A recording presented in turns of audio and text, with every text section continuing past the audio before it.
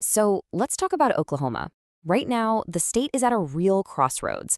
On one hand, it's facing some of the toughest economic challenges in the entire country. But on the other, it's about to make some huge decisions that are going to define its future. So, what's really going on in the Sooner State? Let's get into it. To really get a handle on where Oklahoma is today, we have to start with the numbers, and they're pretty stark. According to the very latest U.S. Census data for 2024, Oklahoma ranks as the eighth poorest state in the nation. And, when you zoom in on the state's kids, the picture gets even more troubling. When it comes to overall child well-being, that's a mix of things like health, education, and economic security. Oklahoma comes in at 46th out of 50 states. Just wow. Let that sink in for a minute. More than 1 out of every 7 people. That's not just a statistic. These are real people, your neighbors, folks you see every day. This is the reality that sets the stage for everything else we're about to dig into. Now, what's so important about this chart is that it shows this isn't some new development. See that top blue line? That's Oklahoma. The red line below it is the U.S. average. You can see, year after year, Oklahoma has been stuck well above the national poverty rate. This is a deep, long-term challenge. Okay, so we've seen the big picture, but who is really feeling the squeeze the most? Let's take a closer look, because as the data shows pretty clearly, poverty doesn't hit everyone the same way. Remember that low ranking for child well-being? Well, here's a huge reason why. The child poverty rate is almost 19%. That means nearly 1 in every 5 kids in Oklahoma is growing up in a household that's struggling. That's a full 4 points higher than it is for the general population. This chart, it just lays out the disparities in black and white. For Black Oklahomans, the poverty rate is nearly 23%. For American Indian and Latino residents, it's around 19%.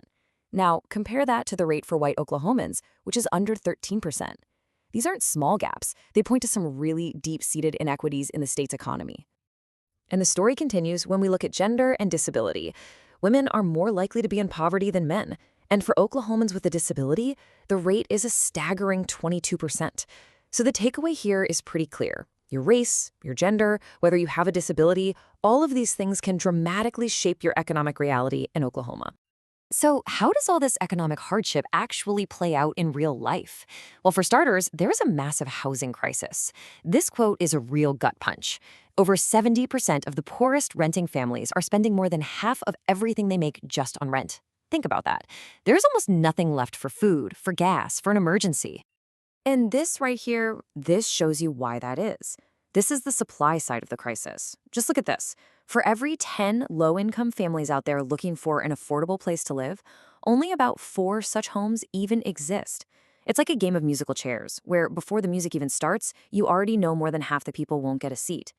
Okay, so now that we have a sense of the scale of the problem, let's turn to the choices Oklahoma is facing. The first one gets at a really fundamental question. Should the state raise its minimum wage?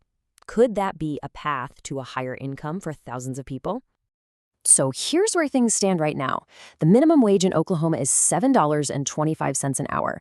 It has not gone up a single penny since 2009.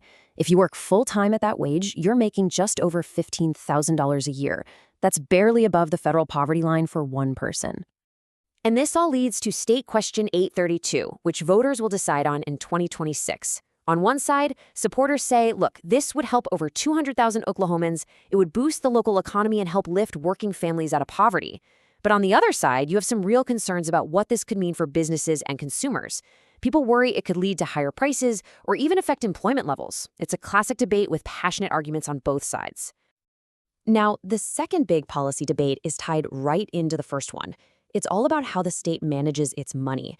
You can think of it as this constant tug of war between cutting taxes and having enough money to pay for things we all rely on. Schools, healthcare, safe roads. And this whole debate is happening in a really tough spot. Right now, lawmakers have about $300 million less to work with than they did last year. Meanwhile, state agencies are saying they need over $900 million more just to keep things running as they are. That is a massive gap to fill. So a huge part of this conversation revolves around this idea of triggered tax cuts. Here's how it works.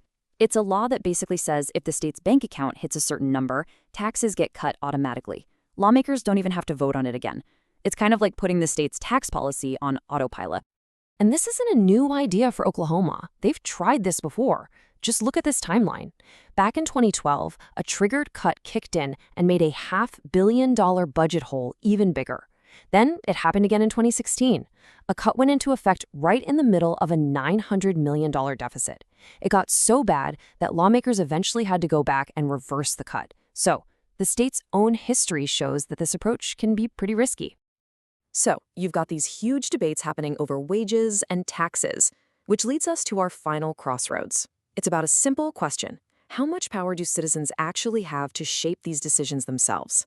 This is all about the future of citizen-led initiatives. See, in Oklahoma, citizens can actually propose their own laws using something called the initiative petition process. It's a really powerful tool, but there's a proposed law, Senate Bill 1027, that will put a whole bunch of new restrictions on how people can gather signatures for these petitions. So what would this new law actually do? Well, this chart tells the whole story. See that tiny little sliver of blue? Under the proposed rules, those are the only registered voters who would even be allowed to sign a petition. That huge gray area, nearly 95% of all voters, would be completely shut out. It would be a fundamental change to the balance of power in the state. So that's where things stand. Oklahoma is facing some really profound economic hardship, especially for its most vulnerable people. And at the same time, it's staring down these three huge debates about wages, about taxes, and about the power of its own citizens. The choices made here will absolutely shape the state for decades. The only question left is, which path will they choose?